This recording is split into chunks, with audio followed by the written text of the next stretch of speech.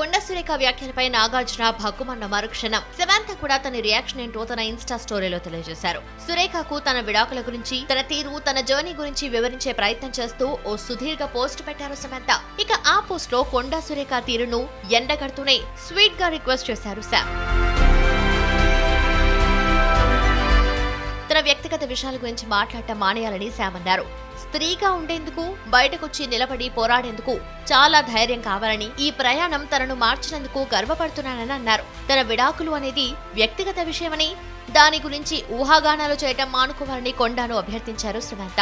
స్త్రీగా ఉండటానికి, బయటకొచ్చి నిలబడి పోరాడటానికి చాలా ధైర్యం, బలం కావాలన్నారు. ఈ ప్రయాణం తనను మార్చినందుకు గర్వపడుతున్నానంటూ కొండా సురేఖకు చెప్పారు సమంత. అంతేకాదు, దయచేసి తనను చిన్నచూపు చూడకండి అంటూ సురేఖకు విజ్ఞప్తి చేశారు. ఒక మంత్రిగా సురేఖ మాటలకు వాల్యూ ఉంటుందని, అది గ్రహించి సురేఖ మాట్లాడితే బాగుంటుందని హితవు పలికారు సమంత. వ్యక్తుల వ్యక్తిగత విషయాల గురించి మాట్లాడేటప్పుడు బాధ్యతగా, గౌరవంగా ఉండాలని సురేఖను రిక్వెస్ట్ చేశారు. తన విడాకులు పరస్పర అంగీకారం, సామరస్యపూర్వకంగా జరిగాయని మరోసారి తన సుదీర్ఘ నోట్ ద్వారా చెప్పే ప్రయత్నం చేశారు శామ్. అంతేకాదు, తమ విడాకుల విషయంలో ఎటువంటి రాజకీయ కుట్ర కానీ, రాజకీయ ప్రమేయం కానీ లేదంటూ మరోసారి క్లియర్ గా చెప్పారు. దయచేసి తన పేరును రాజకీయ పోరాటాలకు దూరంగా ఉంచాలని సురేఖతో పాటు రాజకీయ నేతలకు విజ్ఞప్తి చేశారు. తాను ఎప్పుడూ రాజకీయాలకు అతీతంగా ఉంటానంటూ తన ఇన్స్టా స్టోరీలో రాసుకొచ్చారు సమంత.